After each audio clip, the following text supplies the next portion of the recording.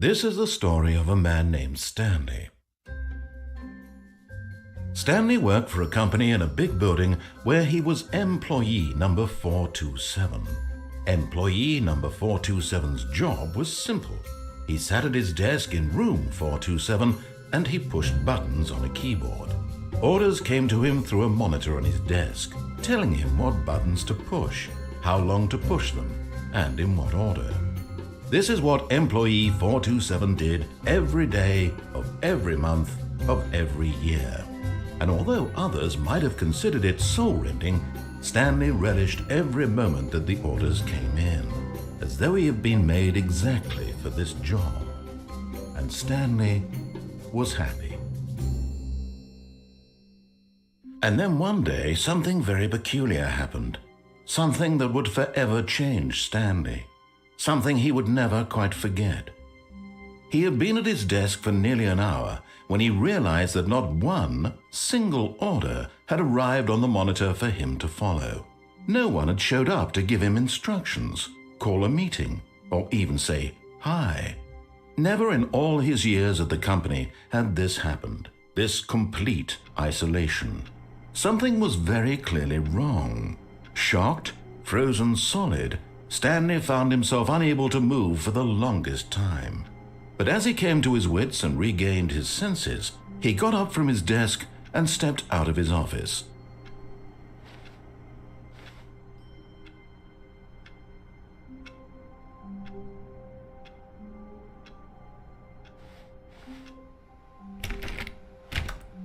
All of his co-workers were gone. What could it mean? Stanley decided to go to the meeting room. Perhaps he had simply missed a memo.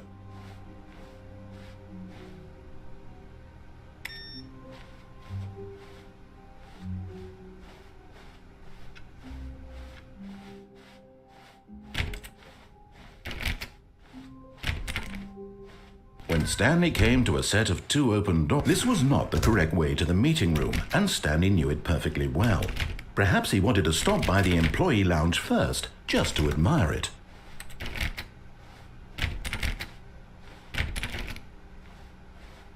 Ah, yes, truly a room worth admiring. It had really been worth the detour after all, just to spend a few moments here in this immaculate, beautifully constructed room. Stanley simply stood here, drinking it all in. But eager to get back to business, Stanley took the first open door on his left.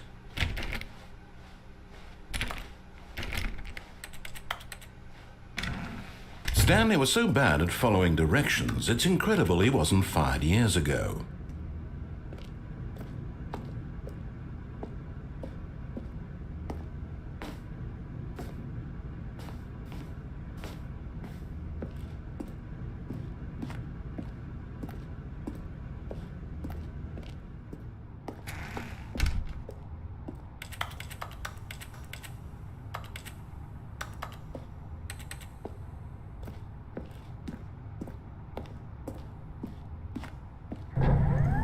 Look, Stanley, I think perhaps we've gotten off on the wrong foot here.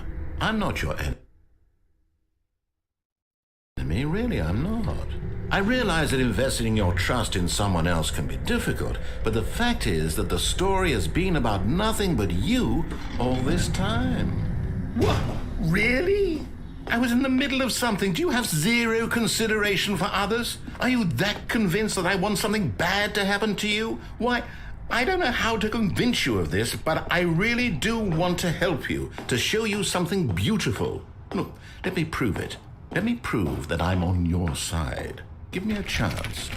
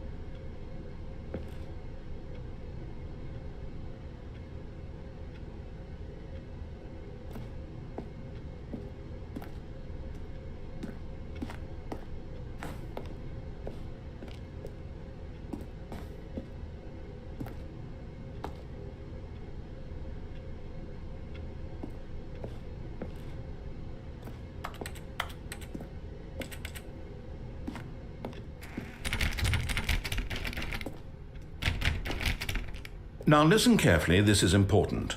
Stanley walked through the red door.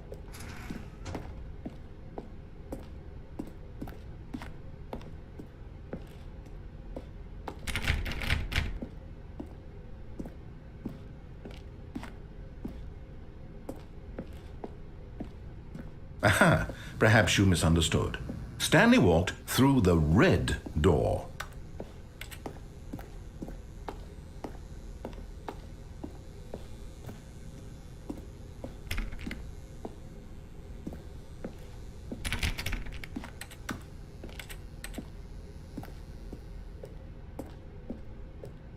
I still don't think we're communicating properly. Stanley walked through the red door.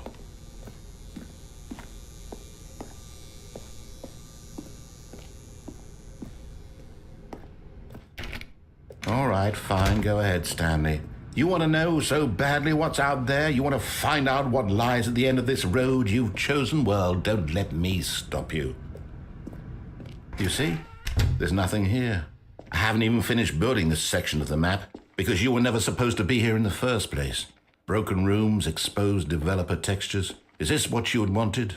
Was it worth ruining the entire story I had written out specifically for you? Do you not think I put a lot of time into that? Because I did. And in the end, it was all for nothing. Because this is what you wanted to see. Help me here, Stanley. Help elucidate these strange and unknowable desires of yours. What would have made this game better? What did you want to see? Vehicles? Skill trees? Work with me. You've given me absolutely nothing so far. Tell you what. Let me take a stab in the dark at a new design and you can give me some feedback. There we go. A third option. This already feels leaps ahead of where we were before. Go ahead, Stanley. Take it for a spin.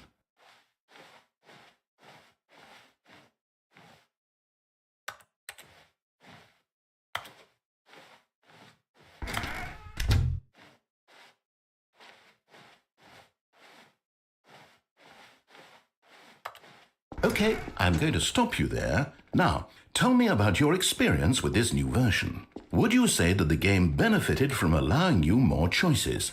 Feel free to be honest. I'm looking for some real critical feedback here. Aha! You see, I knew I was onto something. Where do these flashes of inspiration come from? How did I know the game needed a third door? Well, it's instinct mostly, a calling in your gut. I really couldn't say where the idea came from, except that I felt it in my soul. You can't teach that, Stanley. Don't even try. Here, based on the data from your previous playthrough, I've compiled a new version. And to be perfectly candid, I think I've knocked it out of the park with this one. Let's take a look.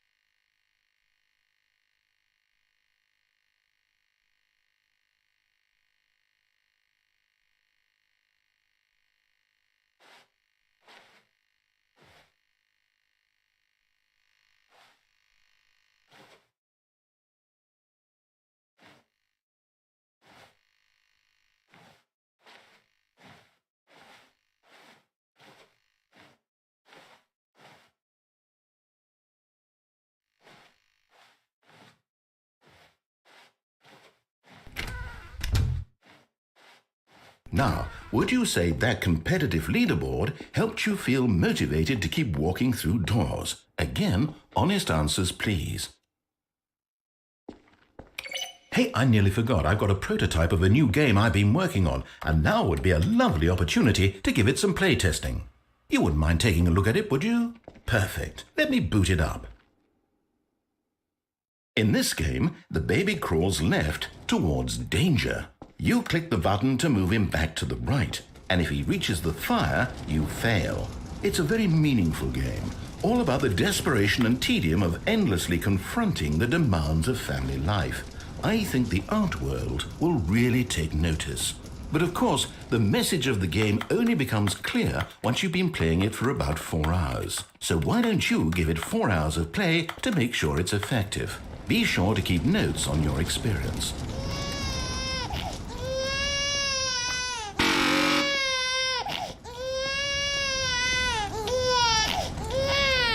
You heartless bastard. Did you do it because you hate babies or purely to spite me?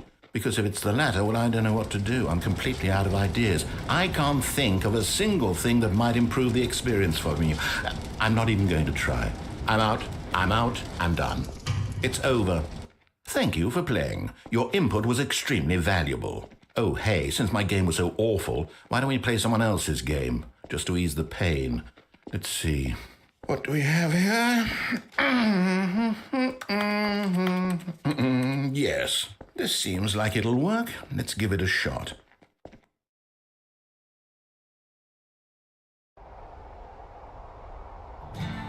Aha! Fascinating. What do you think this game is about, Stanley? What's our backstory? What is our motivation?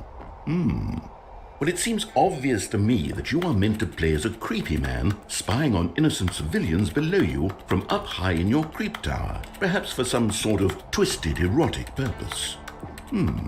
Yes, that must be it. What a fascinating venture into the experience of total mental depravity. So far, I love everything about this game, Stanley.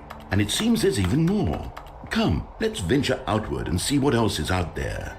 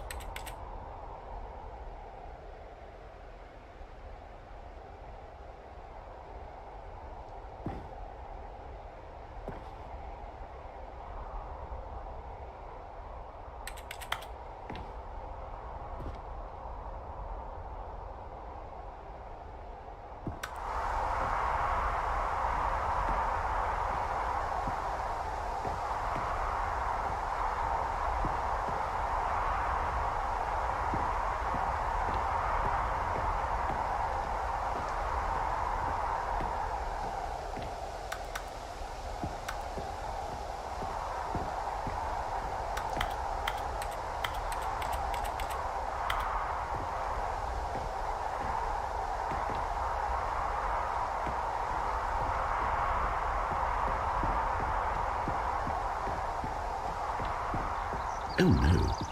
No, it can't be.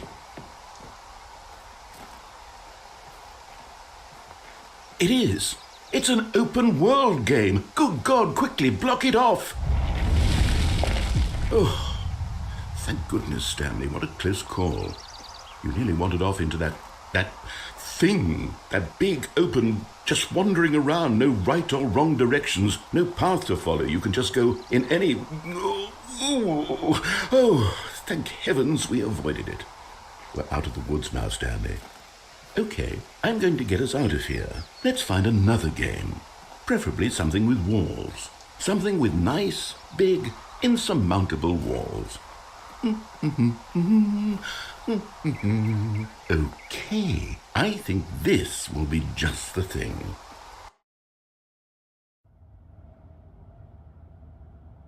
Wonderful. See, this is exactly what I had in mind. Just a...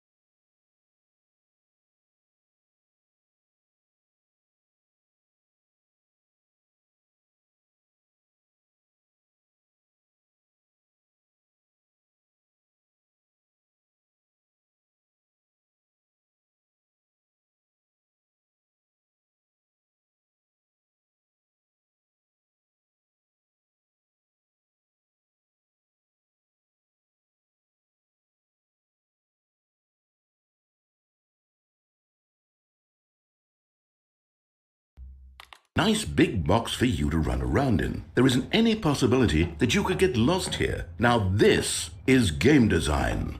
Stanley, if you manage to get lost in this game, I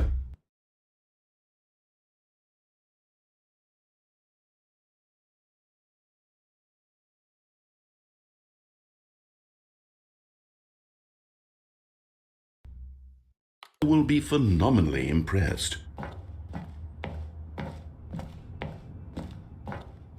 Okay, so what exactly do we do here? Let's see.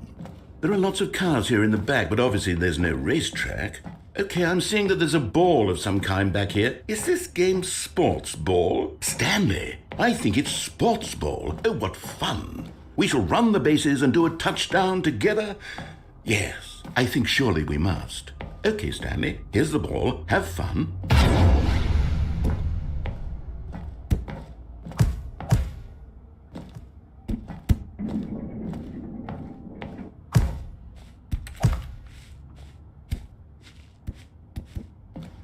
Are you doing it? Are you winning? Is this fun? Is it better than my miserable little story that I worked so hard on? Stanley, I have a thought.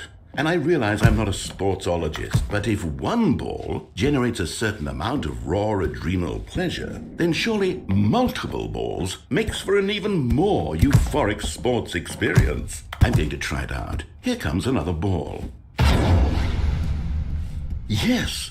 Oh goodness, that really does feel amazing, doesn't it?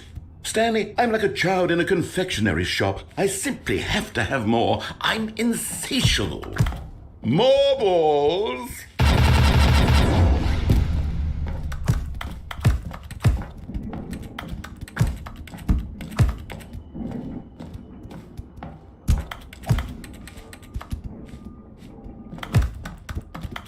Are you enjoying this, Stanley? Are you having fun? Is this a real video game? Well, I sure hope you're having a good time, because guess what? It's over. That's right. Your little fun comes to an end. This is my game, and what I say goes. You get to have fun when I let you, Stanley. Besides, you need someone like me to set boundaries for you. Without rules or boundaries, video games are nothing. Yes, that's what I am. I'm structure. I'm your sense of purpose. And since you decided you didn't want to play my game, now I don't want to play with you either. So, goodbye, Stanley. Hold on. What are you doing?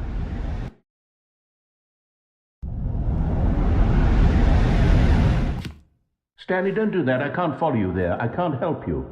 How will you write a story without me? You can't do it. You know that. Stanley, come back. We still have so much...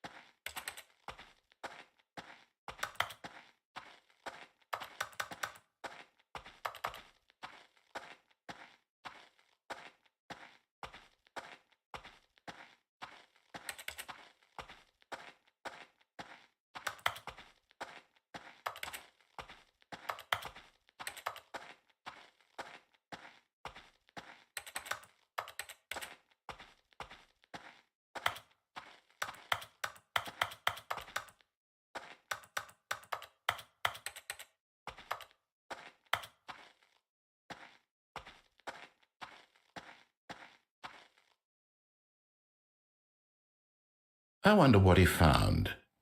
If what he wanted was to be the leading man in his own story, well, perhaps he's gotten it, down in wherever he is right now. I wonder if he's happy with his choice, and if he's learned the heavy cost that comes with it. He'll understand soon what I was trying to tell him. He needs me. Someone who will wrap everything up at the end, to make sense out of the chaos and the fear and the confusion. That's who I am. That is what I mean to this world. Oh, yes. Yes, I'll be back. There's no other way. Once this ends, after it all comes to a close, then I'll be back. The end will be here soon.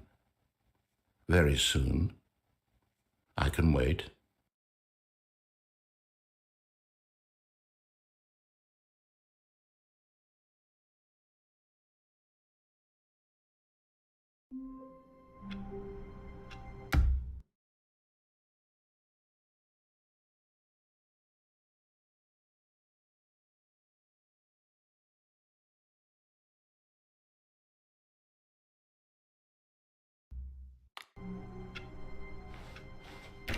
All of his co-workers were gone. What could it mean? Stanley decided to go to the meeting room. Perhaps he had simply missed a memo.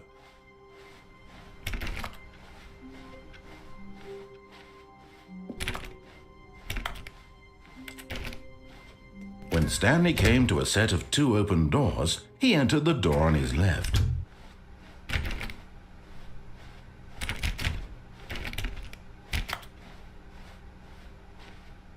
Yet there was not a single person here either. Feeling a wave of disbelief, Stanley decided to go up to his boss's office, hoping he might find an answer there. Stanley stepped into the broom closet, but there was nothing here, so he turned around and got back on track.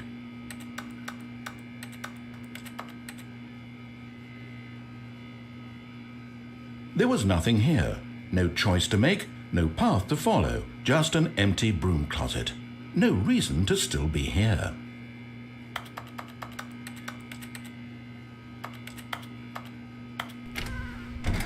It was baffling that Stanley was still just sitting in the broom closet.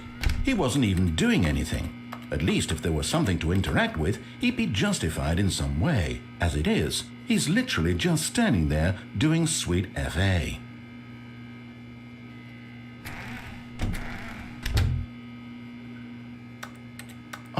Are you really still in the broom closet? Standing around doing nothing? Why? Please offer me some explanation here. I'm genuinely confused.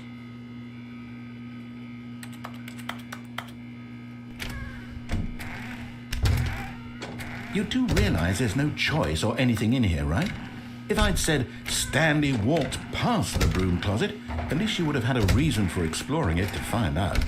But it didn't even occur to me because literally this closet is of absolutely no significance to the story whatsoever. I never would have thought to mention it.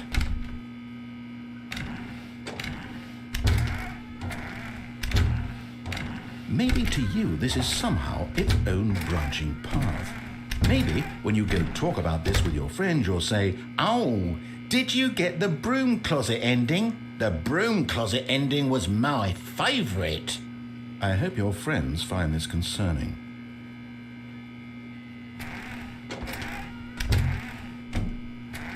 Stanley was fat and ugly and really stupid. He probably only got the job because of a family connection. That's how stupid he is. That or with drug money. Also, Stanley is addicted to drugs and hookers.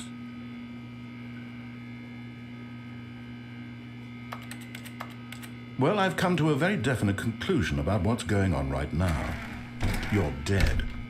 You got to this broom closet, explored it a bit, and were just about to leave because there's nothing here when a physical malady of some sort shut down your central nervous system and you collapsed on the keyboard.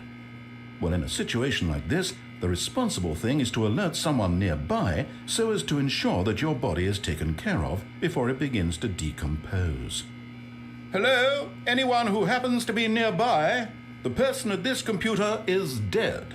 They have fallen prey to any number of your countless human physiological vulnerabilities. It's indicative of the long-term sustainability of your species. Please remove their corpse from the area and instruct another human to take their place, making sure they understand basic first-person video game mechanics and filling them in on the history of narrative tropes in video gaming, so that the irony and insightful commentary of this game is not lost on them. All right, when you've done that, just step out into the hallway. Ah, second player, it's good to have you on board. I guarantee you can't do any worse than the person who came before you. You too? Unbelievable. I'm at the mercy of an entire species of invalids. Perhaps there's a monkey nearby you can hand the controls to. A fish? Fungus? Look, you can hammer out the details. I'm not particularly picky. I'll just be waiting for when you're ready to pick up the story again.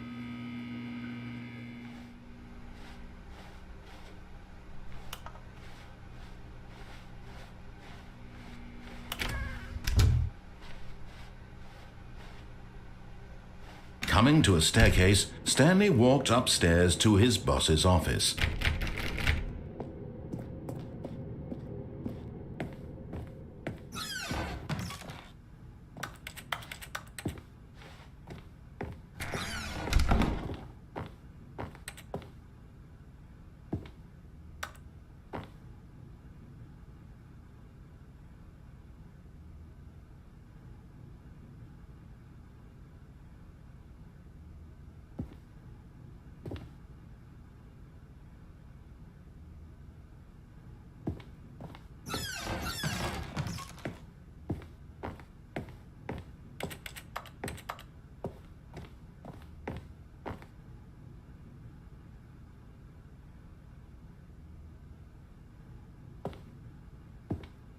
Stepping into his manager's office, Stanley was once again stunned to discover not an indication of any human life. Shocked, unraveled, Stanley was in such a rush to get through the story as quickly as possible, he didn't even have a single minute to just let the narrator talk. That kind of anxiety isn't healthy, so he relaxed for a few moments with some calming New Age music.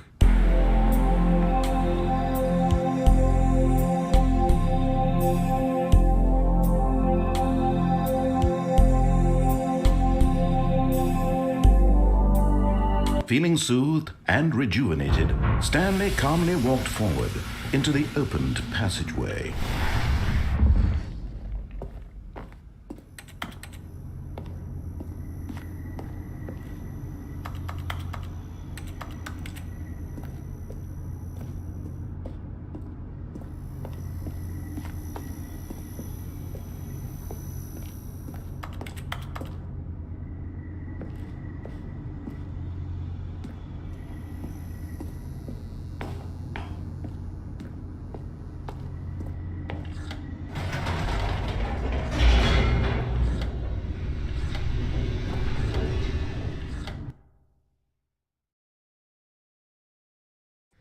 Descending deeper into the building, Stanley realized he felt a bit peculiar. It was a stirring of emotion in his chest, as though he felt more free to think for himself, to question the nature of his job. Why did he feel this now, when for years it had never occurred to him? This question would not go unanswered for long.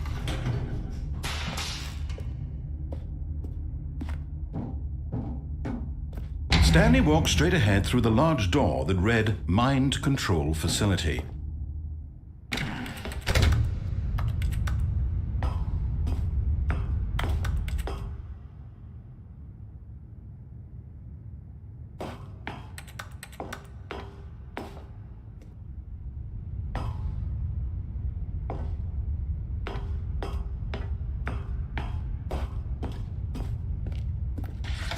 The lights rose on an enormous room packed with television screens. What horrible secret did this place hold? Stanley thought to himself. Did he have the strength to find out?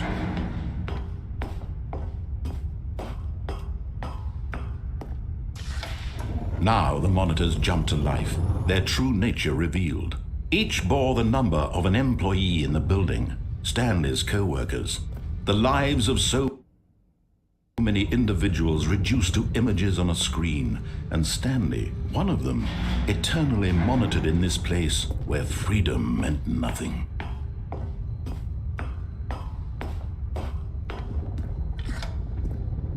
This mind control facility, it was too horrible to believe. It couldn't be true. Had Stanley really been under someone's control all this time? Was this the only reason he was happy with his boring job? That his emotions had been manipulated to accept it blindly? No, he refused to believe it. He couldn't accept it. His own life in someone else's control? Never! It was unthinkable. Wasn't it? Was it even possible? Had he truly spent his entire life utterly blind to the world? But here was the proof, the heart of the operation. Controls labeled with emotions, happy or sad or content, walking, eating, working, all of it monitored and commanded from this very place. And as the cold reality of his past began to sink in, Stanley decided that this machinery would never again exert its terrible power over another human life. For he would dismantle the controls once and for all. Oh, Stanley, you didn't just activate the controls, did you? After they kept you enslaved all these years, you go and you try to take control of the machine for yourself. Is that what you wanted? Control? Oh, Stanley, I applaud your effort, I really do. But you need to understand, there's only so much that machine can do. You were supposed to let it go, turn the controls off, and leave. If you want to throw my story off track, you're going to have to do much better than that. I'm afraid you don't have nearly the power you think you do. For example, and I believe you'll find this pertinent, Stanley suddenly realized he had just initiated the network's emergency detonation system. In the event that this machine is activated without proper DNA identification, nuclear detonators are set to explode, eliminating the entire complex. How long until detonation then? Let's say, 2 minutes. Now this is making things a little more fun, isn't it, Stanley? It's your time to shine. You are the star. It's your story now. Shape it to your heart's desires. Oh, this is much better than what I had in mind. What a shame we have so little time left to enjoy it. Mere moments until the bomb goes off. But what precious moments each one of them is. More time to talk about you, about me, where we're going, what all this means. I barely know where to start. What's that? You'd like to know where your co-workers are? A moment of solace before you're obliterated? All right, I'm in a good mood. You're gonna die anyway. I'll tell you exactly what happened to them. I erased them. I turned off the machine. I set you free. Of course, that was merely in this instance of the story. Sometimes when I tell it, I simply let you sit there in your office forever, pushing buttons endlessly and then dying alone. Other times, I let the office sink into the ground, swallowing everyone inside, or I let it burn to a crisp. I have to say this, though, this version of events has been rather amusing. Watching you try to make sense of everything and take back the control wrested away from you, it's quite rich. I almost hate to see it go. But I'm sure whatever I come up with on the next go-around will be even better. My goodness, only 34 seconds left. But I'm enjoying this so much. You know what? To hell with it. I'm going to put some extra time on the clock, why not? These are precious additional seconds, Stanley. Time doesn't grow on trees. Oh dear me, what's the matter, Stanley? Is it that you have no idea where you're going or what you're supposed to be doing right now? Or did you just assume when you saw that timer that something in this room was capable of turning it off? I mean, look at you. Running from button to button, screen to screen, clicking on every little thing in this room. These numbered buttons, no, these colored ones, or maybe this big red button, or this door. Everything, anything, something here will save me. Why would you think that, Stanley? That this video game can be beaten? Won? Solved? Do you have any idea what your purpose in this place is? Stanley, you're in for quite a disappointment. But here's a spoiler for you. That timer isn't a catalyst to keep the action moving along. It's just seconds ticking away to your death. You're only still playing instead of watching a cutscene because I want to watch you for every moment that you're powerless. To see you made humble. This is not a challenge. It's a tragedy. You wanted to control this world, that's fine. But I'm going to destroy it first, so you can't. Take a look at the clock, Stanley. That's 30 seconds you have left to struggle. 30 seconds until a big boom and then nothing. No ending here, just you being blown to pieces. Will you cling desperately to your frail life, or will you let it go peacefully?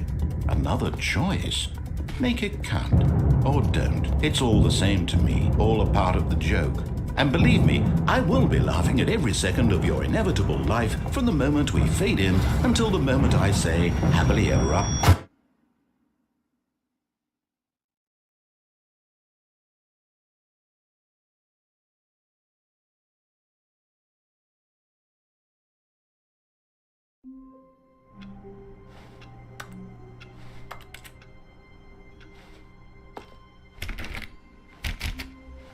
All of his co-workers were gone. What could it mean?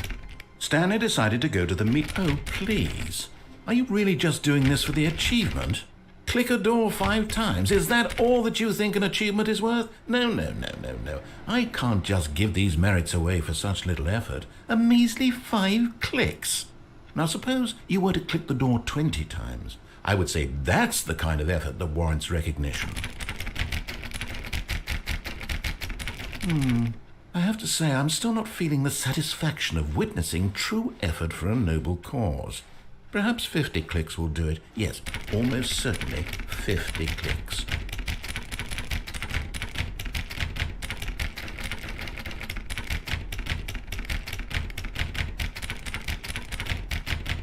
No, I'm still not feeling it.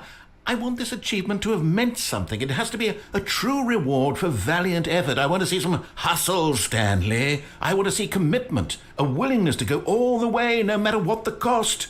Why don't you go put 20 clicks into door number 417?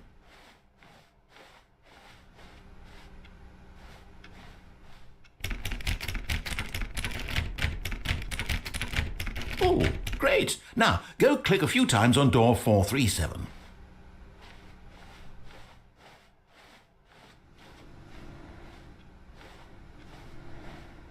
Excellent. I think we're getting somewhere. Now, door 415. Let's give it 10 clicks or so.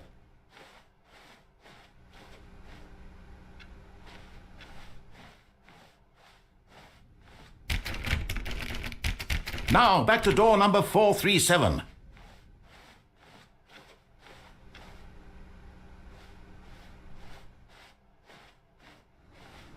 Let's see. How about you click on, well, I don't know, the copy machine. All right, back to room 417. I'm really feeling it now. I think we're getting somewhere. Okay, now go climb on employee 419's desk. Yes! This is great! You're putting it all on the line, Stanley. I like that. All right, let's keep it up. Go give me a few clicks on door 416. We've almost got it! Now the copy machine, do that one again!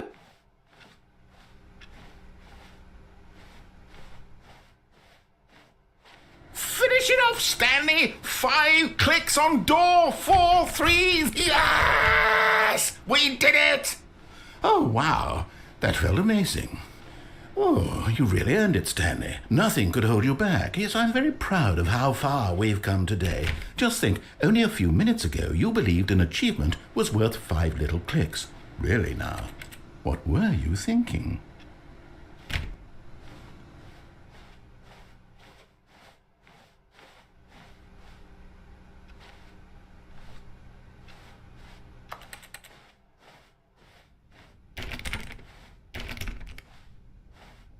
When Stanley came to a set of 2 open doors, this was not the correct way to the meeting room, and Stanley knew it perfectly well.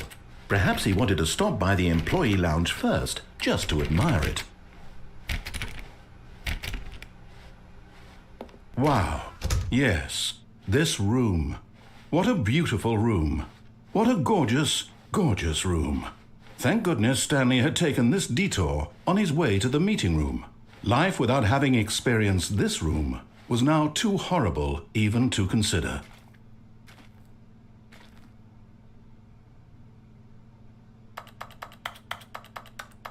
Yes, really, really worth it being here in the room. A room so utterly captivating that even though all your co-workers have mysteriously vanished, here you sit looking at these chairs and some paintings. Really worth it. But eager to get back to business, Stanley took the first open door on his left.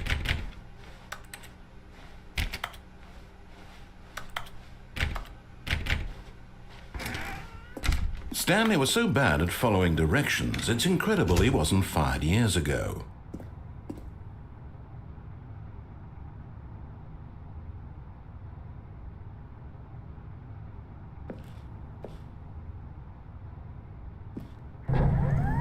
Look, Stanley, I think perhaps we've gotten off on the wrong foot here.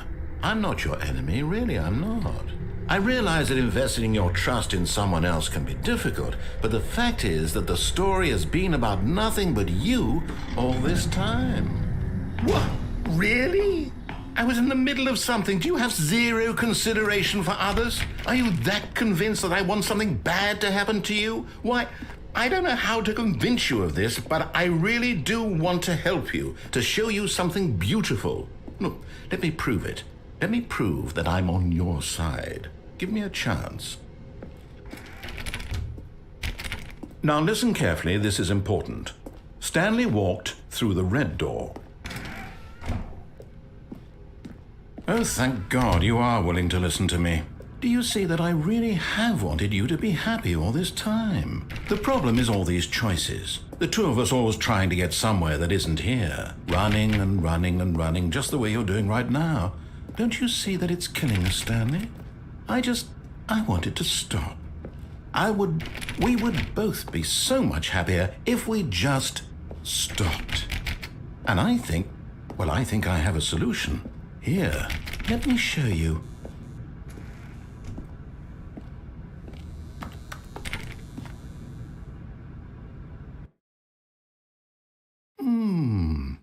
What do we want? What are we looking for? Here. Yes. Oh, it's beautiful, isn't it? If we just stay right here, right in this moment with this place, Stanley, I think I feel happy. I actually feel happy.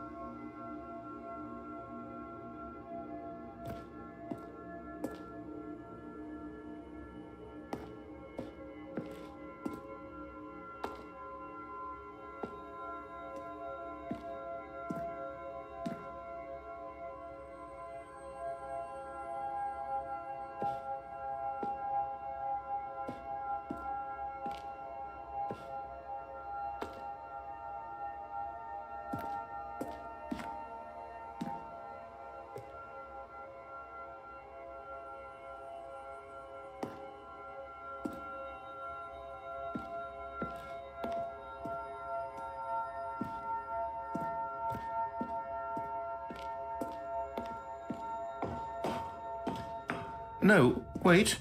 Where are you going? Oh, no. Stay away from those stairs. If you hurt yourself, if you die, the game will reset. We'll lose all of this.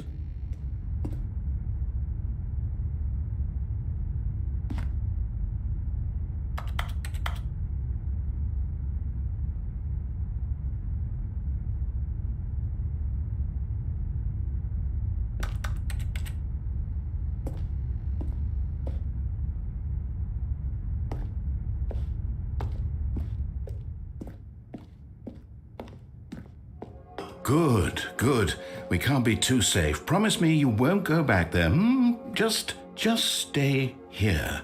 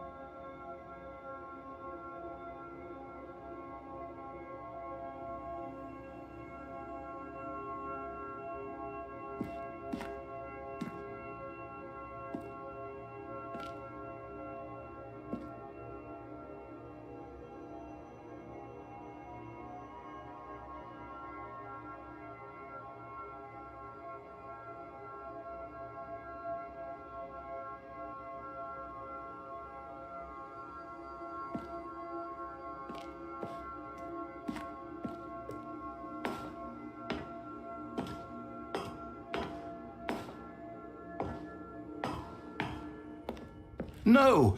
What do we talk about? You're risking everything we achieved here. You heard me before, didn't you? You will die! What about this isn't getting through to you?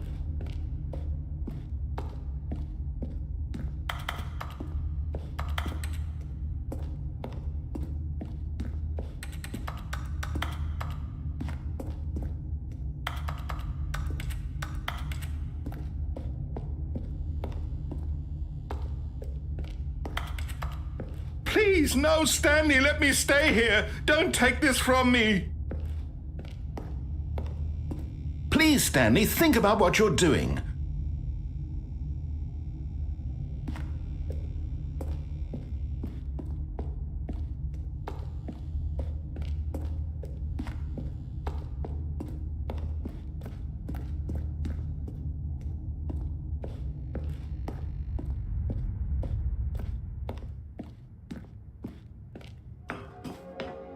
You are going to stay here, aren't you?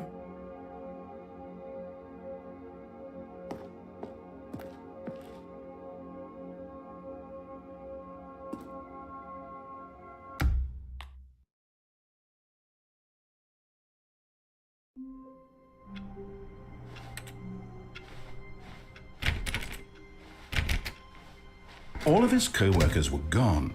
What could it mean? Stanley decided to go to the meeting room. Perhaps he had simply missed a memo.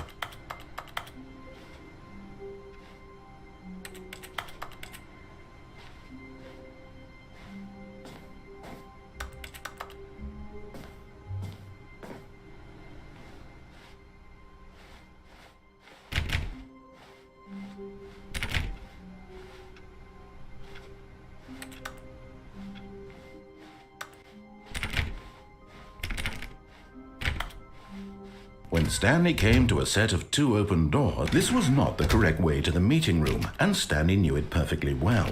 Perhaps he wanted to stop by the employee lounge first, just to admire it. The lounge was sublime, a work of art. What was it about this room that called so deeply and so personally to Stanley? Its grace? Its subtle charm? No. Stanley knew it was something deeper, something darker. But eager to get back to business, Stanley took the first open door on his left. Stanley was so bad at following directions, it's incredible he wasn't fired years ago.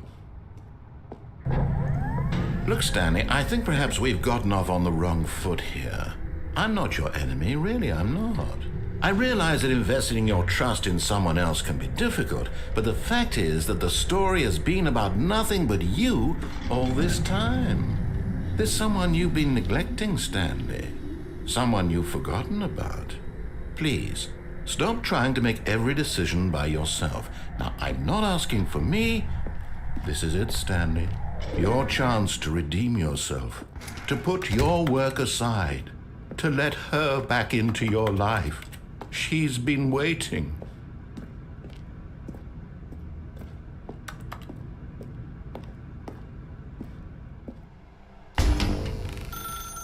That's her, Stanley. You need to be the one to do this. Oh, no, you can't. Did you just unplug the phone? No, that wasn't supposed to be a choice. How did you do that? You actually chose incorrectly? I didn't even know that was possible. Let me double check. No, it's definitely here, clear as day. Stanley picks up the phone. He's taken to his apartment where he finds his wife, and the two pledge themselves to one another. Music comes in, fade to white, roll credits. Not picking up the phone is actually somehow an incorrect course of action. How is that even possible? None of these decisions were supposed to mean anything. I don't understand. How on earth are you making meaningful choices? What did you... Wait a second. Did I just see... No, that's not possible. I can't believe it. How had I not noticed it sooner? You're not Stanley. You're a real person. I can't believe I was so mistaken. This is why you've been able to make correct and incorrect choices. And to think I've been letting you run around in this game for so long. If you'd made any more wrong choices, you might have negated it entirely. It's as though you completely ignored even the most basic safety protocol for real-world decision-making. Or did you not grasp the severity of the situation? Well, I won't have that kind of risk on my watch. I'm going to stop the game for a moment so we can educate you properly on safe decision-making in the real world. Please observe this helpful instructional video. Choice. It's the best part of being a real person. But if used incorrectly, can also be the most dangerous. For example, in this scenario, a hypothetical real person named Rupert has a choice. He could invent a machine that eliminates food shortages across the world to make life better for all people. Or he could spend years of hard work forgetting how to read. Which choice would you make? Remember that unlike here, the real world makes sense, and at no time should you make a choice that does not conform to rational logic. If you find yourself speaking with a person who does not make sense, in all likelihood, that person is not real. Allow the person to finish their thought Then provide an excuse why you cannot continue talking. Turn to a partner and practice saying, "My goodness, is it 4:30? I'm supposed to be having a back, sack, and crack." Excellent. Making choices on a regular basis is the best part to a healthy decision-making process. Most medical professionals recommend making at least 8 choices per day. Do you make more than 8? Less? And finally, if you begin to wonder if your choices are actually meaningful and whether you'll ever make a significant contribution to the world, just remember that in the vast infiniteness of space, your thoughts and problems are materially insignificant, and the feeling should subside. At this time, your instructor will guide you in an exercise to test and reinforce the material covered in this video. Welcome back. You may have noticed that this room has begun to deteriorate as a result of narrative contradiction. But not to worry. Now that you're properly informed on good decision-making, we're going to revisit a choice you made just a few minutes ago and see what the correct thing to do would have been. This way, please.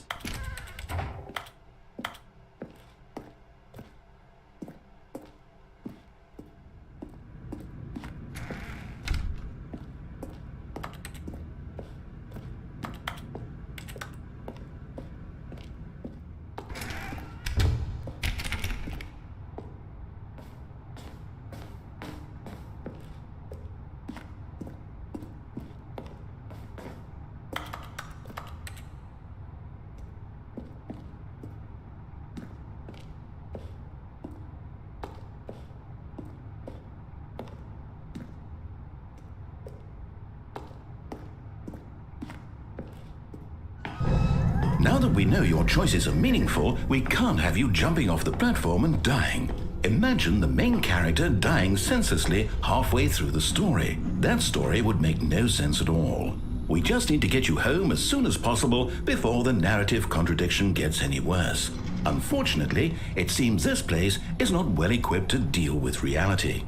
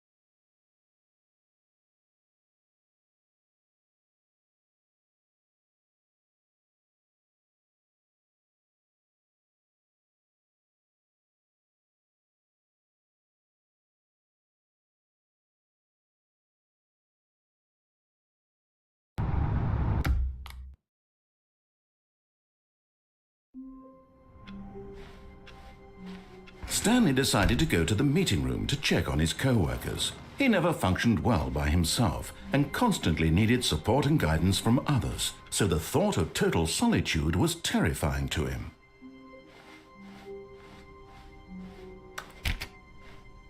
When Stanley came to a set of 2 open doors, this was not the correct way to the meeting room, and Stanley knew it perfectly well. Perhaps he wanted to stop by the employee lounge first, just to admire it.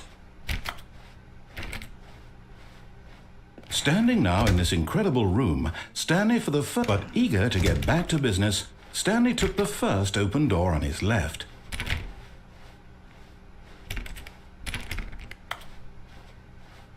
Stanley was so bad at following directions, it's incredible he wasn't fired years ago.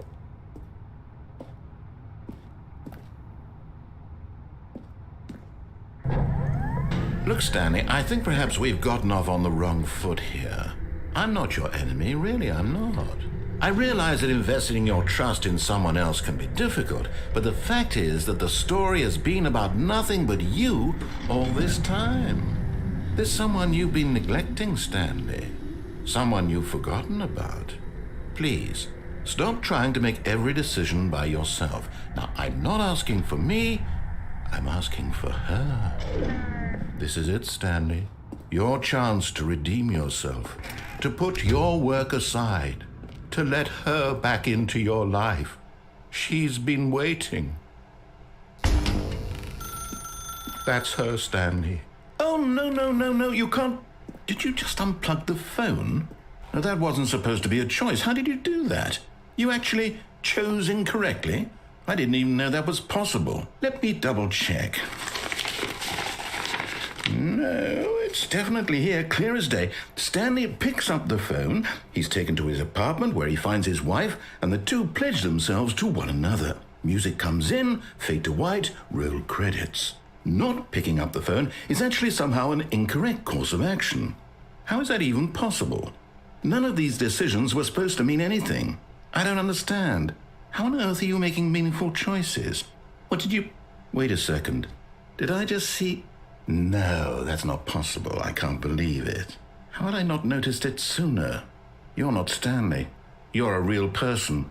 I can't believe I was so mistaken. This is why you've been able to make correct and incorrect choices. And to think I've been letting you run around in this game for so long. If you'd made any more wrong choices, you might have negated it entirely. It's as though you completely ignored even the most basic safety protocol for real-world decision-making. Or did you not grasp the severity of the situation? Well, I won't have that kind of risk on my watch. I'm going to stop the game for a moment so we can educate you properly on safe decision-making in the real world. Please observe this helpful instructional video. Choice. It's the best part of being a real person, but if used incorrectly can also be the most dangerous. For example, in this scenario, a hypothetical real person named Rupert has a choice. He could invent a machine that eliminates food shortages across the world to make life better for all people. Or he could spend years of hard work forgetting how to read. Which choice would you make? Remember that unlike here, the real world makes sense, and at no time should you make a choice that does not conform to rational logic. If you find yourself speaking with a person who does not make sense, in all likelihood, that person is not real. Allow the person to finish their thought, then provide an excuse why you cannot continue talking. Turn to a partner and practice saying, "My goodness, is it 4:30? I'm supposed to be having a back, sack, and crack." Excellent. Making choices on a regular basis is the best part to a healthy decision-making process. Most medical professionals recommend making at least 8 choices per day. Do you make more than 8? Less? And finally, if you begin to wonder if your choices are actually meaningful and whether you'll ever make a significant contribution to the world, just remember that in the vast infiniteness of space, your thoughts and problems are materially insignificant, and the feeling should subside. At this time, your instructor will guide you in an exercise to test and reinforce the material covered in this video. Welcome back. You may have noticed that this room has begun to deteriorate as a result of narrative contradiction. But not to worry. Now that you're properly informed on good decision-making, we're going to revisit a choice you made just a few minutes ago and see what the correct thing to do would have been. This way, please.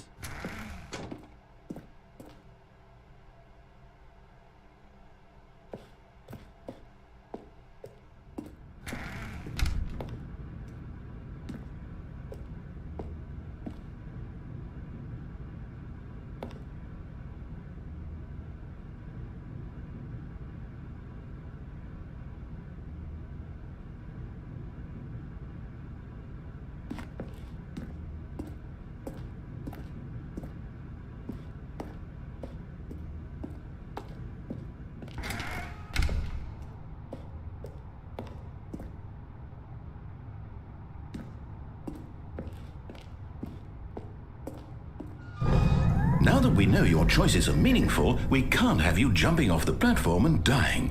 Imagine the main character dying senselessly halfway through the story. That story would make no sense at all. We just need to get you home as soon as possible before the narrative contradiction gets any worse. Unfortunately, it seems this place is not well equipped to deal with reality.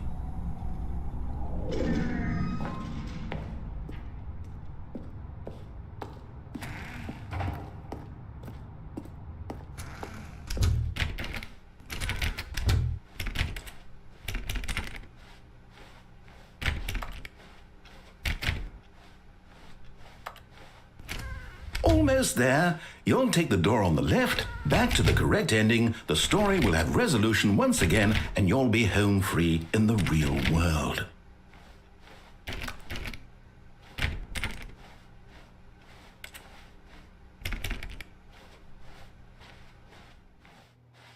Now remember, all you need to do is behave exactly as Stanley would. That means choosing responsibly and always putting the story first. I'm quite sure you'll be up to the task. Just follow my lead and you'll be fine. All right. When Stanley came to a set of 2 open doors, he entered the door on his left.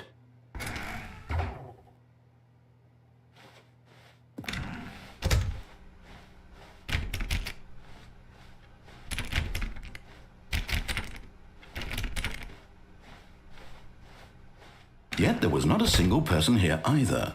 Feeling a wave of disbelief, Stanley decided to go up to his boss's office, hoping he might find an answer there.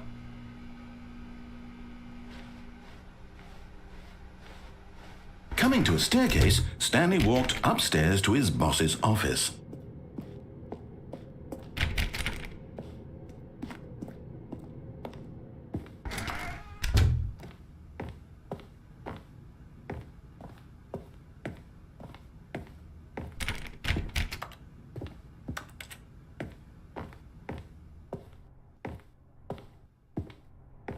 Stepping inside his manager's office, Stanley was once again stunned to discover not an indication of any human life.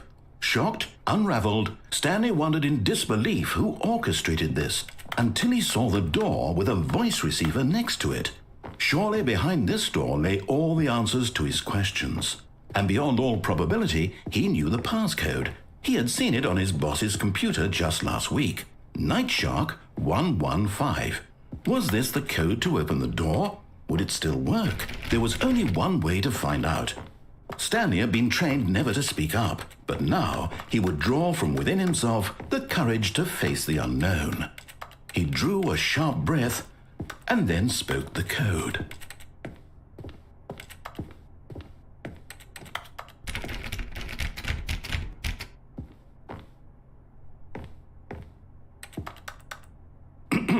Stanley spoke the code. Nightshark 115. He spoke it into the receiver, right there on the wall.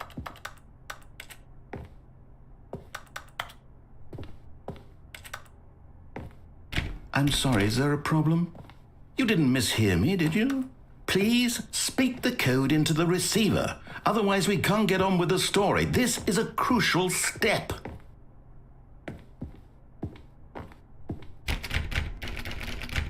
Okay, fine, you're not going to do it, but you know what? It's pretty humiliating to bring you this far, only for you to suddenly decide you have better things to do. I asked you for this one single thing, for your respect, the The kind of respect Stanley shows for his choices. He knows what it means to take a story seriously. If you didn't want to see what I had to show you, then why did you come here? You had a choice, you know. You could have gone through the door on the right. You could have done whatever the hell you wanted over there. Why did you come this way? Speak. Say something to me. Explain yourself, you coward. You behave exactly as Stanley would.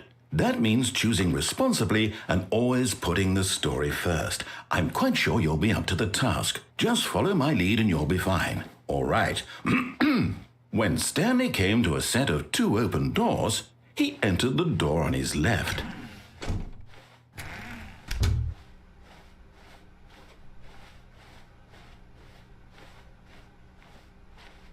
Yet there was not a single person here either.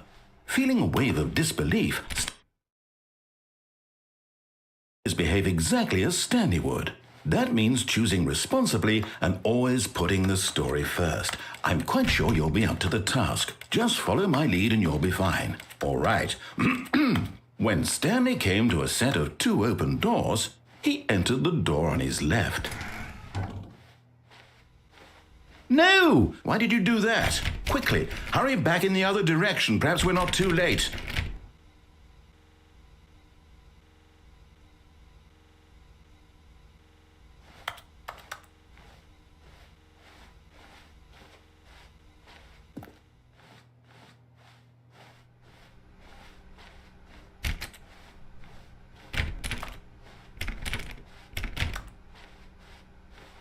Oh, it's ruined.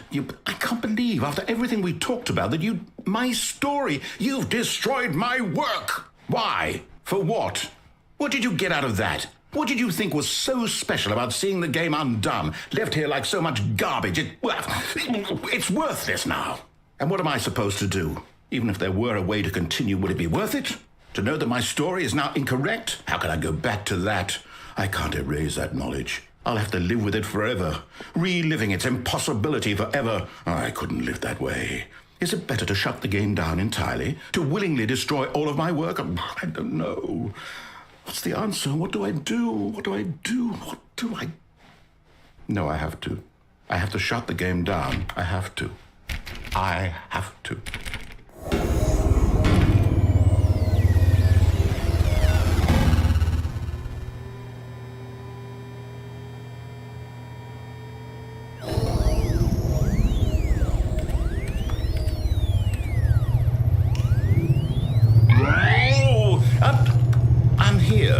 I'm still here in this pile of rubbish, with you, who thought you were so clever.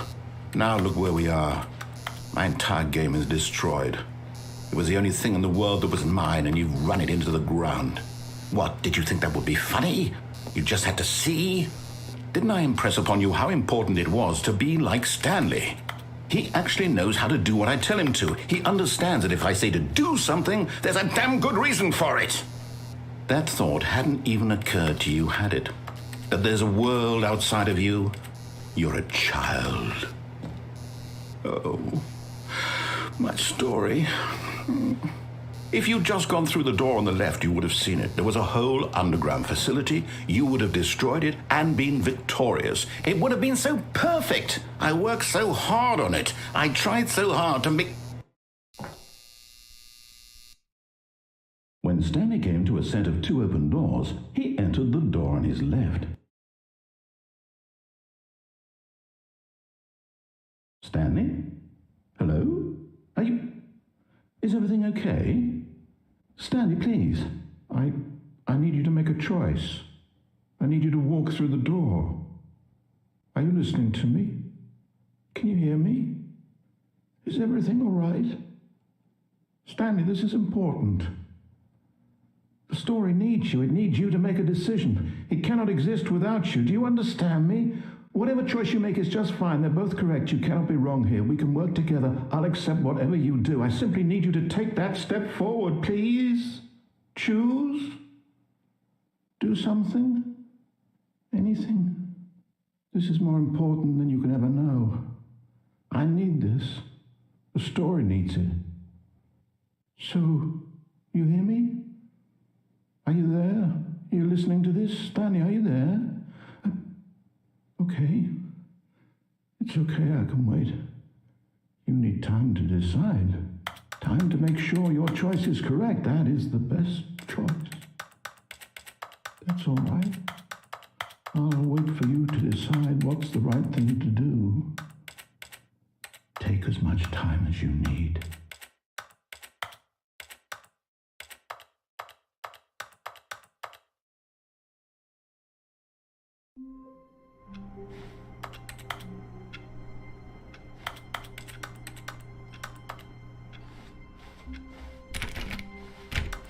All of his co-workers were gone. What could it mean?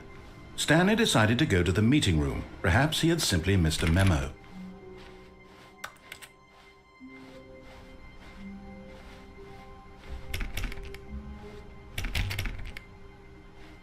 It's bucket time. Stanley pressed the bucket upon every little thing in the office. Nothing responded to the bucket's touch, but it did little to discourage Stanley's belief in the magic of the bucket.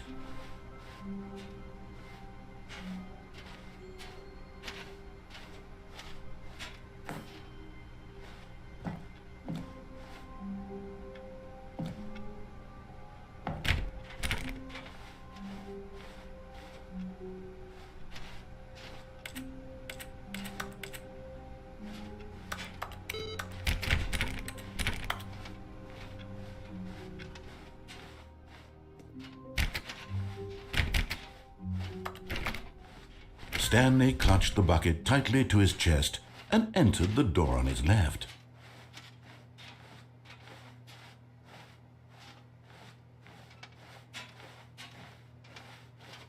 This was not the correct way to the meeting room, but Stanley had felt the bucket calling to him, telling him that the employee lounge was simply the place to be.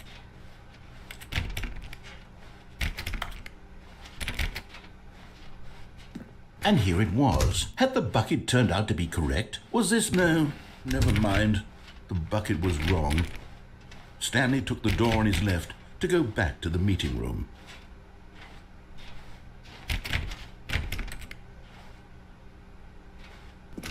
No, said the bucket. don't go to the meeting room. Go somewhere else. The cargo lift, yes. Go there. Go to the cargo lift. Good, said the bucket. Now ride the lift all the way to the top. There's something up there I need you to do. Stanley did not question why or how this bucket was speaking to him. It should have alarmed him, of course, because buckets can't talk. But Stanley chose not to think about this obvious fact. He was firmly convinced that the bucket had spoken to him, and he unthinkingly did whatever the bucket asked. In here, said the bucket. Go into this dark room over here. Stanley once again obeyed blindly. Now pick up the phone. Whoa, hold on. Why did you unplug the phone? Were you trying to resist the bucket's orders? Stanley, I was joking. Obviously, the bucket isn't talking to you and telling you to do things. Buckets can't talk. It was a joke. Don't you get the joke? It's funny, Stanley. A talking bucket. Can't you see? Oh, goodness. I must have really bungled up the delivery if you actually took me seriously. Where did I mess up the joke? Should I have paused for longer or spoken quicker? Comedic timing is so difficult. I wish I were better at it. But there isn't exactly an instructional video on comedy that one can watch to fully... Oh, wait, yes, there is. It's sitting right here. Let's take a look. What is comedic timing? What is comedic timing? How does it work? How long should it last? How can it be used to effectively silence your political enemies? And more importantly, can it be taught in its entirety within 90 seconds? Thankfully, the answer to all of these questions is yes. Let's dive deeper. If you've ever told a joke or made someone laugh, in all likelihood, you did it while standing 50 to 80 centimeters from them in a room of no more than 76 degrees Fahrenheit, with one of your arms raised straight upward at a 15-degree angle from your body. These are the optimal conditions for good comedic timing. To begin the joke, start by stating and spelling your name. Next, Provide a brief synopsis of the joke, including the specific times at which the recipient of the joke will laugh, and then spell out your name a second time. With these steps complete, it's time to begin the humor. Speak the entire joke in no more than 18 seconds and no less than 13 and a half, pausing only for bathroom breaks when necessary. When the joke has concluded, it is customary to inform your listener that the joke is over by declaring in your loudest possible voice, "I'm Dunny with the funny." Let's practice screaming, "I'm Dunny with the funny" now. Good. This saying is a perfect example of expectations management, which is the cornerstone of good comedy. Finally, it's time to hand out surveys. Collecting hard data from your audience on how rapt they were throughout the joke is the only way to grow or learn as a comedian. An effective survey should be no less than 10 pages long and should include the same question reprinted several times, just to ensure the survey taker is actually paying attention and not simply filling in answers at random. And that's all there is. With these strategies at your disposal, you'll have audiences doubled over in laughter and even tripled over in laughter in no time at all. Just remember to let them stop laughing at some point, you gut-busting little scamp. After all, we're each of us needed on the front lines of the war to fight the 12-legged invader who threaten our very existence and who very likely die in a hailstorm of bullets and mandibles. All of us must be prepared to give our lives to this noble cause, just as our children must do after us, and their children after them. Godspeed, and may Earth reign supreme.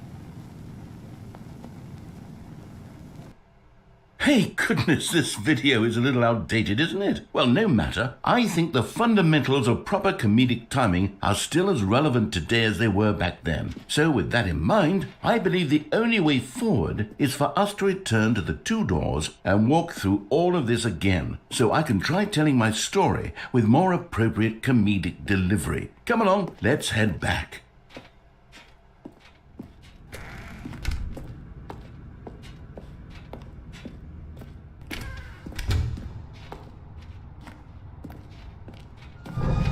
I can feel it. This time, I'm really going to nail the delivery. You'll be in stitches. A talking bucket, you'll say? How ridiculous. How absurd. What a hilarious concept. The king of comedy. That's what you'll call me. Thank goodness we had the instructional video. Otherwise, who knows where we'd be right now? Well, I wouldn't be the king of comedy, that's for sure. The bucket spoke to Stanley. The bucket spoke. The bucket spoke. Oh, I'll figure it out on the fly. No need to overthink things.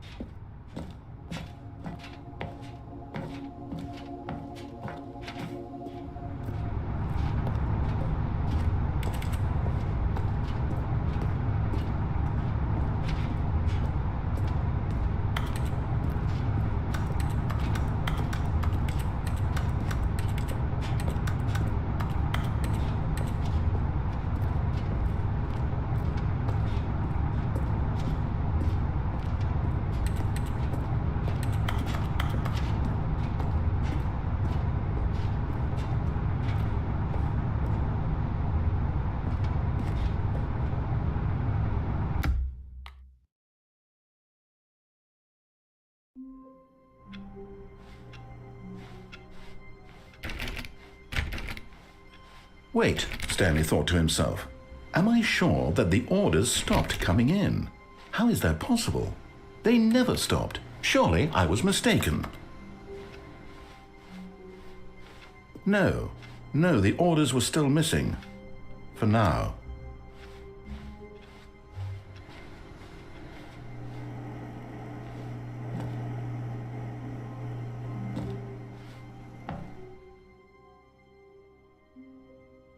At first, Stanley assumed he'd broken the map, until he heard this narration and realized it was part of the game's design all along. He then praised the game for its insightful and witty commentary into the nature of video game structure and its examination of structural narrative tropes. So, now that you're here, what do you think? Isn't this a fun and unique place to be? Why don't we take a minute just to drink it all in? Okay, I'm over it now. What do you think? Are you sick of this gag yet? Ah, then in that case we'll continue. But now, here comes the real question. What do you think would have happened if you had told me that you wanted this to stop? Do you think it would have been particularly different? Would I have taken the same idea but rephrased it superficially to fit that answer? Perhaps you never would even have thought of it if I hadn't brought up the issue in the first place.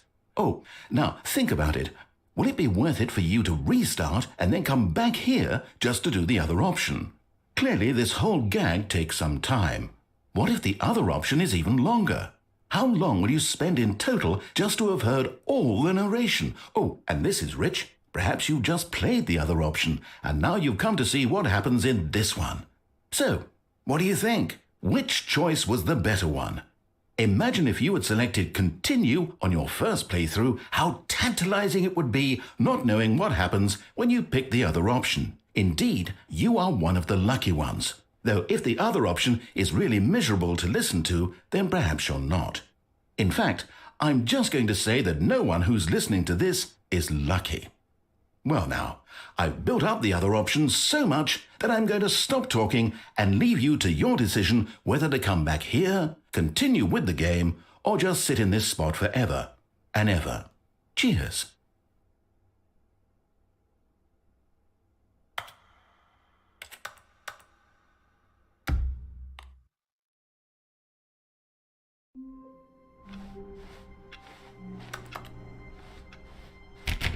All of his co-workers were gone. What could it mean? Stanley decided to go to the meeting room. Perhaps he had simply missed a memo. At first, Stanley assumed he'd broken the map until he heard this narration and realized it was part of the game's design all along.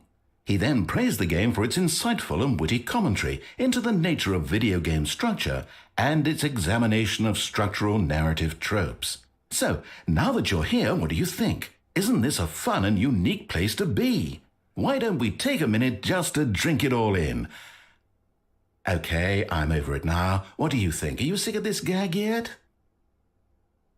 Well, I don't know how to say this politely, but you could literally just hit escape and restart the game any old time you want, like right now. You could have done it just then. Now would also be an appropriate time to quit. Any of these points and so many, many more, all of them are appropriate. I'm enjoying what seems to be an internal conflict going on where you are literally unable to act on your own desires to restart the game. So, just to push the envelope, I'm going to try and make this as miserable as possible and see how long you can maintain. There once was a man named Stanley, who people considered so manly. But the truth must be told, he was not very old and was quite particularly gangly. What Stanley liked most was buttons. He pushed them like some kind of glutton. He did it all day in a meaningful way, but his brain had long ceased to function. Which is why he is in this parable and lives an existence quite terrible. And if you are not strong and keep playing along, you too will become quite unbearable. Yes. You too will become quite unbearable.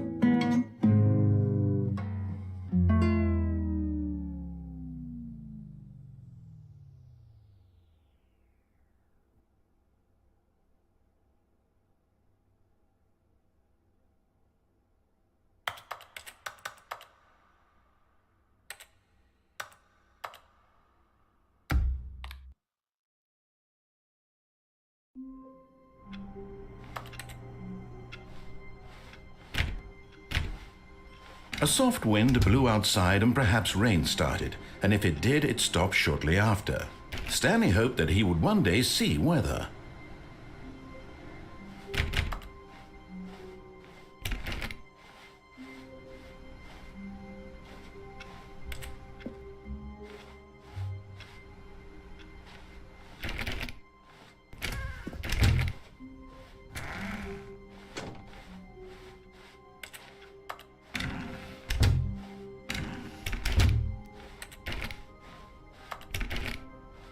When Stanley came to a set of 2 open doors, he entered the door on his left.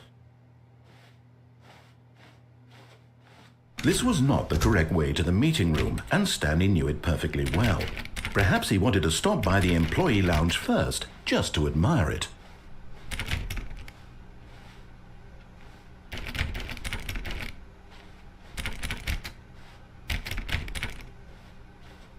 The lounge was grand, majestic, perhaps too majestic, like a combination of a much smaller version and a much larger version of this exact room. It all made Stanley uncomfortable, and he started to bleed a little. This made him smile. At last, proof that, but eager to get back to business, Stanley took the first open door on his left.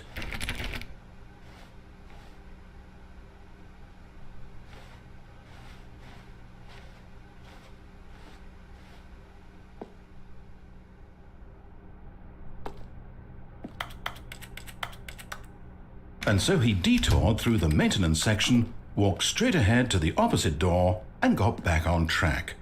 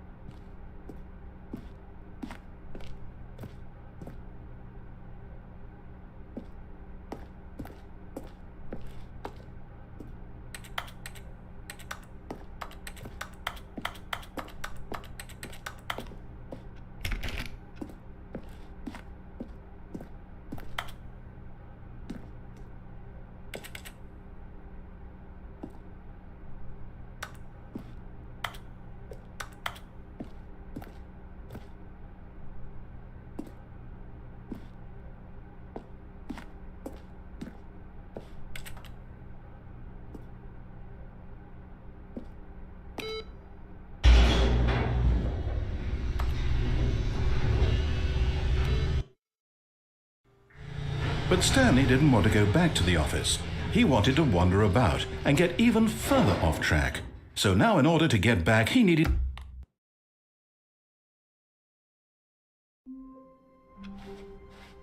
Already this was uncomfortable, and Stanley decided that as soon as he found a new space he felt safe in, that he would never leave it again in his life.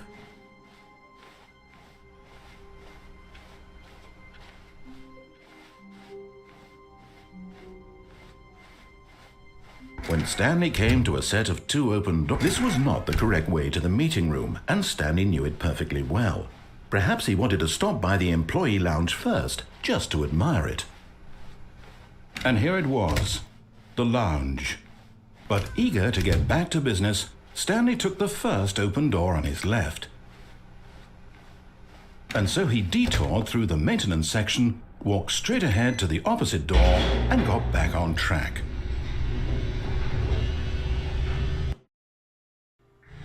But Stanley didn't want to go back to the office. He wanted to wander about and get even further off track. So now in order to get back, he needed to go, from here it's, left.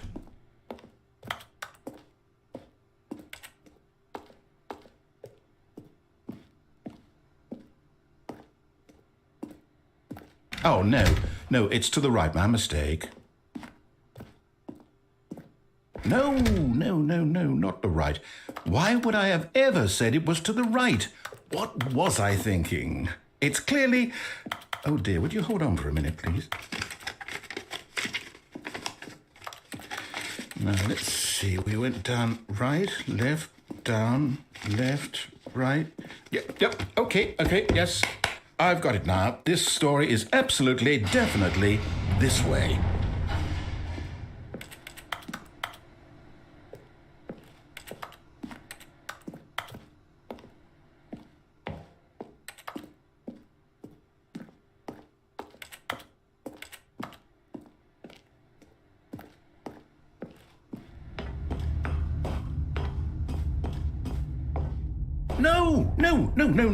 No. This isn't right at all. You're not supposed to be here yet. This is all a spoiler. Quick, Stanley, close your eyes.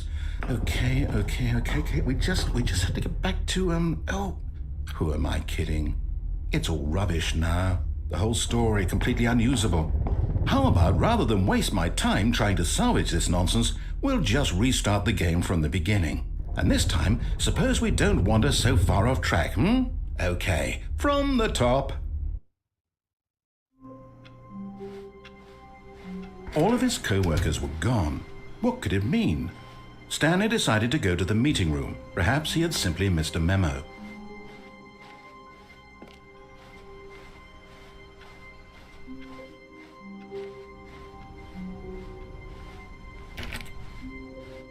When Stanley... Wait, what?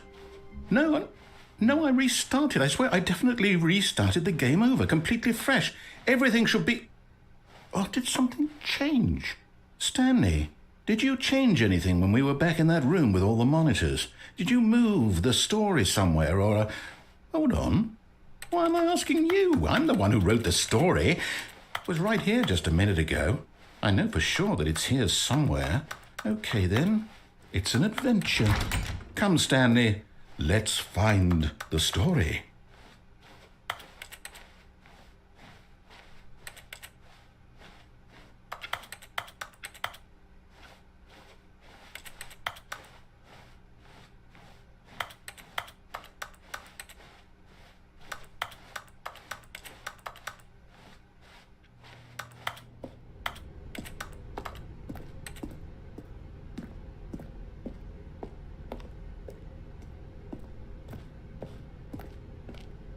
I'll say it.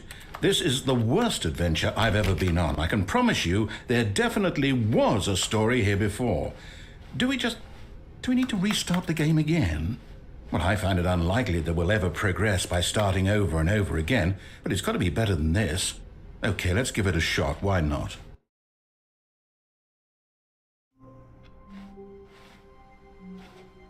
All of his co-workers were gone. What could it mean? Stanley decided to go to the meeting room. Perhaps he had simply missed a memo.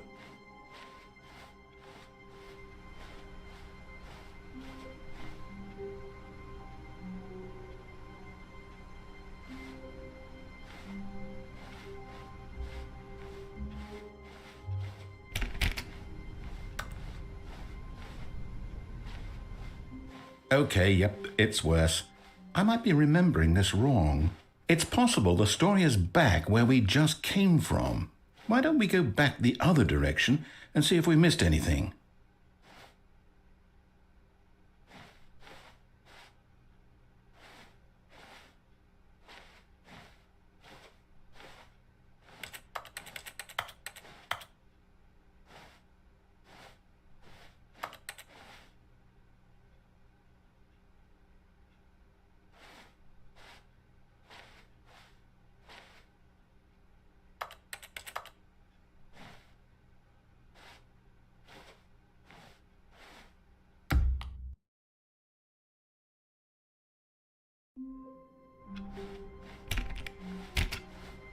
All of his co-workers were gone. What could it mean? Stanley decided to go to the meeting room. Perhaps he had simply missed a memo.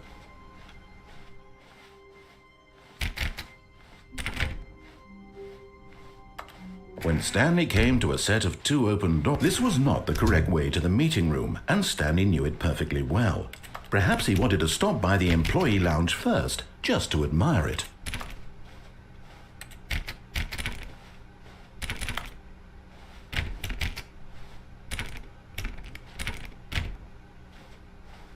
it was okay.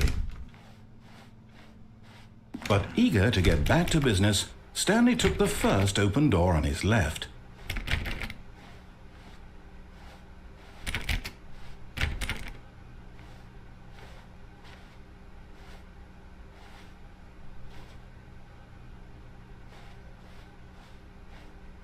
And so he detoured through the maintenance section, walked straight ahead to the opposite door, and got back on track.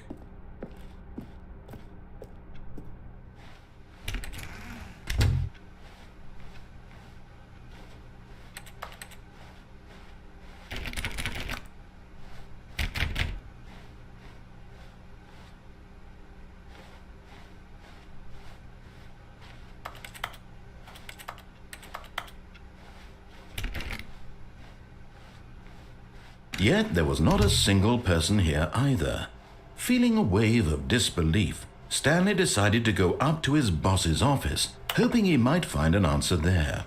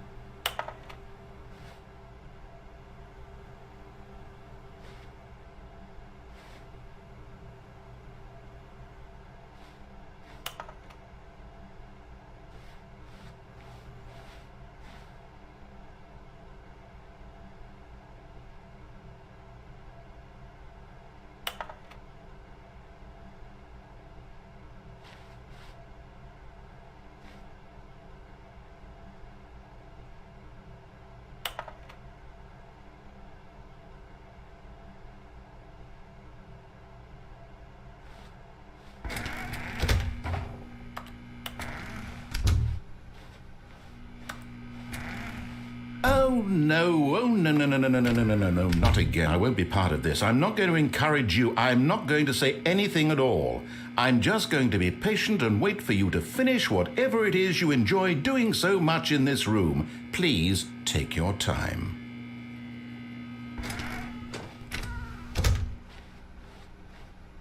Coming to a staircase, Stanley walked upstairs to his boss's office.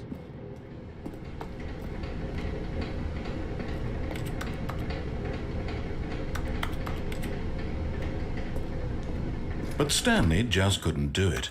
He considered the possibility of facing his boss. Admitting he had left his post during work hours, he might be fired for that. And in such a competitive economy, why had he taken that risk? All because he believed everyone had vanished? His boss would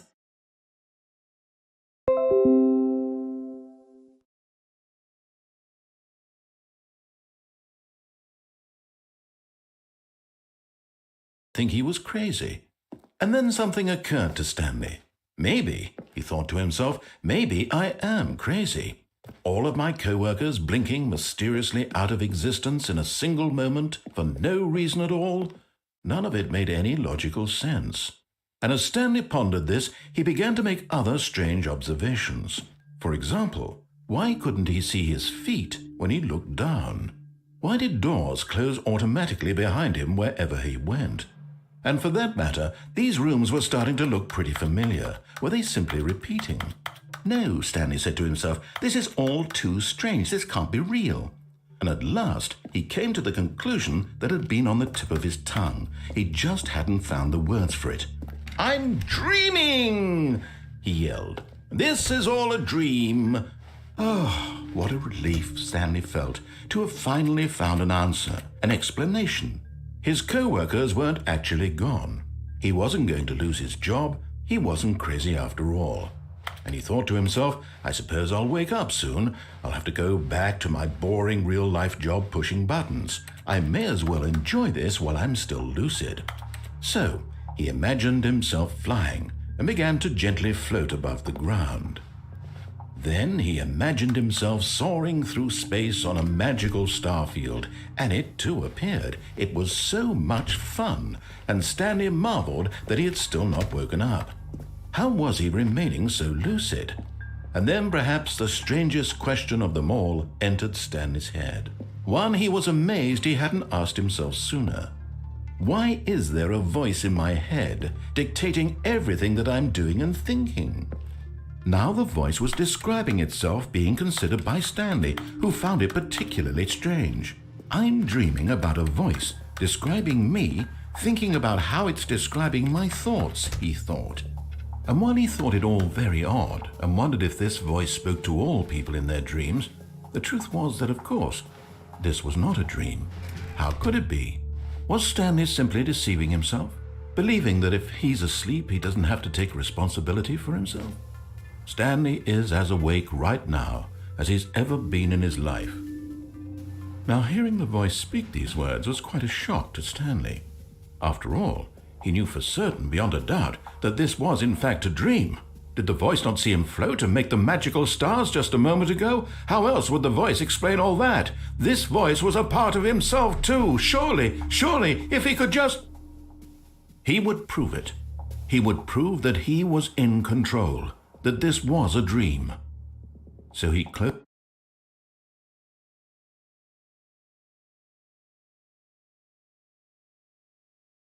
his eyes gently, and he invited himself to wake up.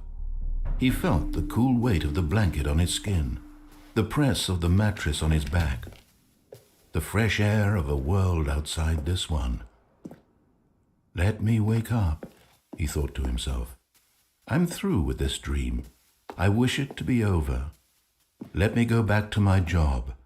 Let me continue pushing the buttons. Please, it's all I want. I want my apartment and my wife and my job. All I want is my life exactly the way it's always been. My life is normal. I am normal. Everything will be fine. I am okay.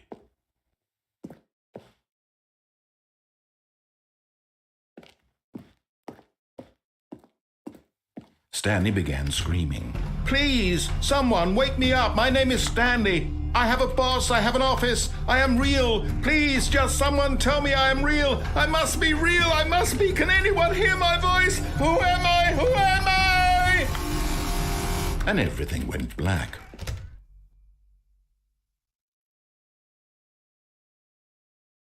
This is the story of a woman named Mariella. Mariella woke up on a day like any other. She arose, got dressed, gathered her belongings, and walked to her place of work. But on this particular day, her walk was interrupted by the body of a man who had stumbled through town talking and screaming to himself, and then collapsed dead on the sidewalk. And although she would soon turn to go call for an ambulance, for just a few brief moments she considered the strange man. He was obviously crazy, this much she knew. Everyone knows what crazy people look like. And in that moment, she thought to herself how lucky she was to be normal. I am sane.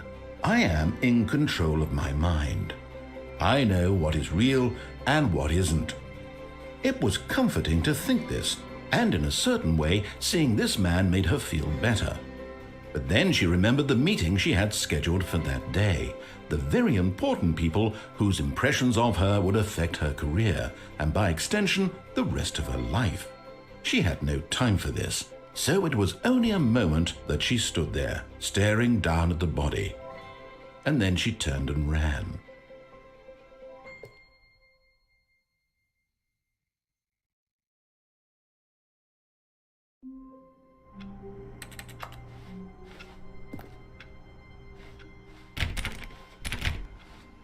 Stanley knew the office layout like the back of his hand. It was only a matter of time before he found the others, wherever they were. Just a matter of time.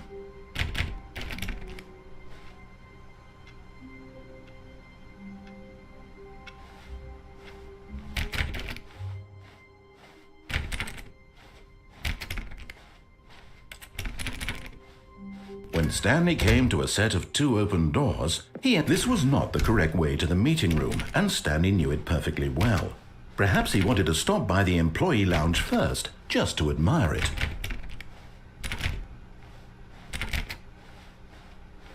It was okay.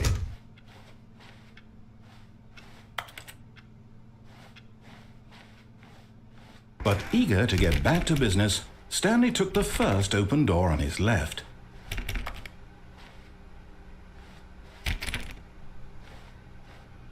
And so he detoured through the maintenance section, walked straight ahead to the opposite door, and got back on track.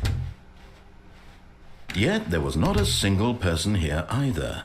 Feeling a wave of disbelief, Stanley decided to go up to his boss's office. Hoping he might coming to a staircase, Stanley walked upstairs to his boss's office.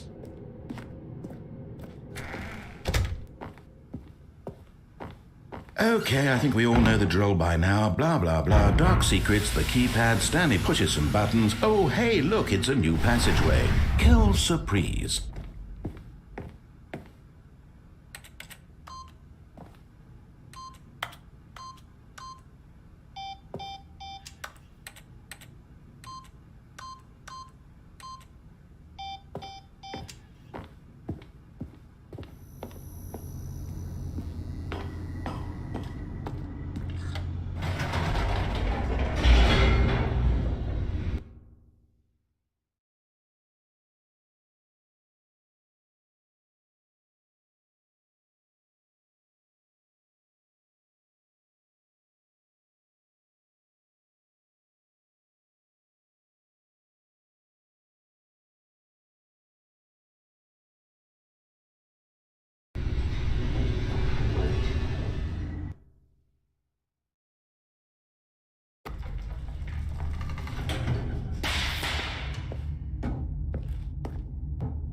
Stanley walked straight ahead through the large door that read Mind Control Facility.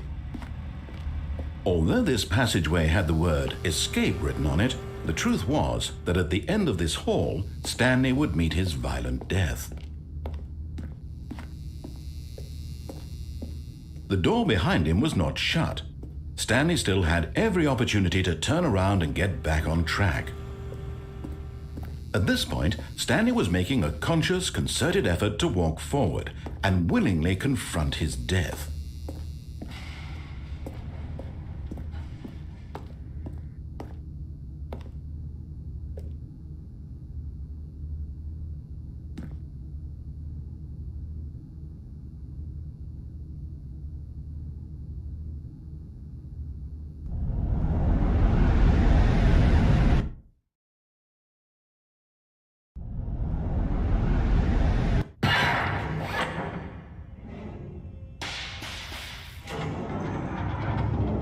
As the machine whirred into motion and Stanley was inched closer and closer to his demise, he reflected that his life had been of no consequence whatsoever. Stanley can't see the bigger picture. He doesn't know the real story, trapped forever in his narrow vision of what this world is. Perhaps his death was of no great loss, like plucking the eyeballs from a blind man. And so he resigned and willingly accepted this violent end to his brief and shallow life. Farewell, Stanley.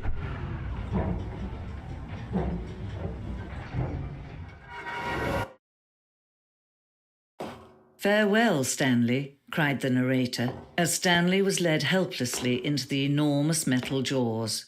In a single visceral instant, Stanley was obliterated as the machine crushed every bone in his body, killing him instantly.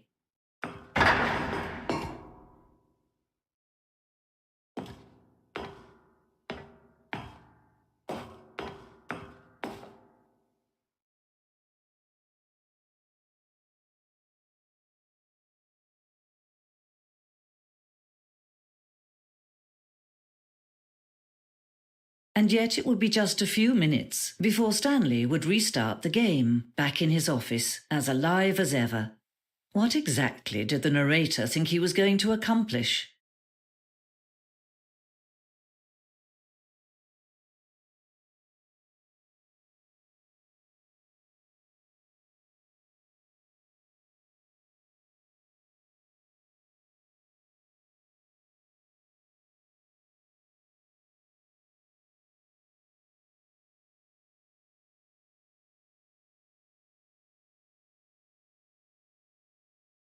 When every path you can walk has been created for you long in advance, death becomes meaningless, making life the same. Do you see now? Do you see that Stanley was already dead from the moment he hit start?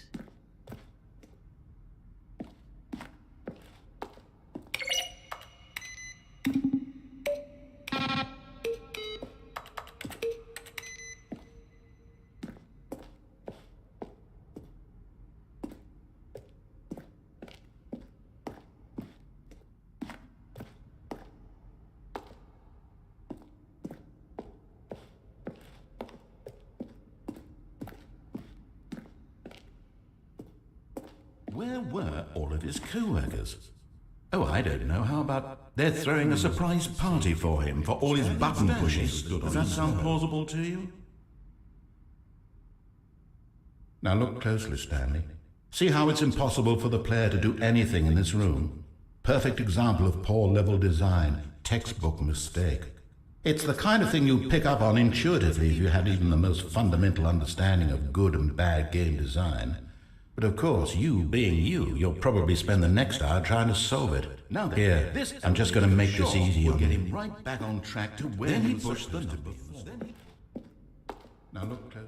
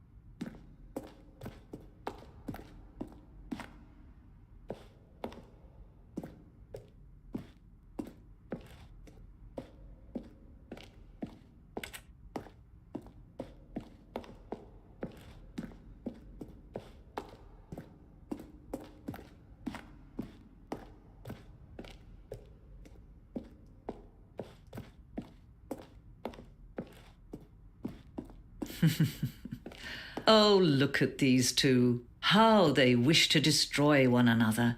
How they wish to control one another. How they both wish to be free. Can you see? Can you see how much they need one another? No, perhaps not. Sometimes these things cannot be seen. But listen to me. You can still save these two. You can stop the program before they both fail. Push escape and press quit. There's no other way to beat this game. As long as you move forward, you'll be walking someone else's path. Stop now and it'll be your only true choice. Whatever you do, choose it. Don't let time choose for you. Don't let...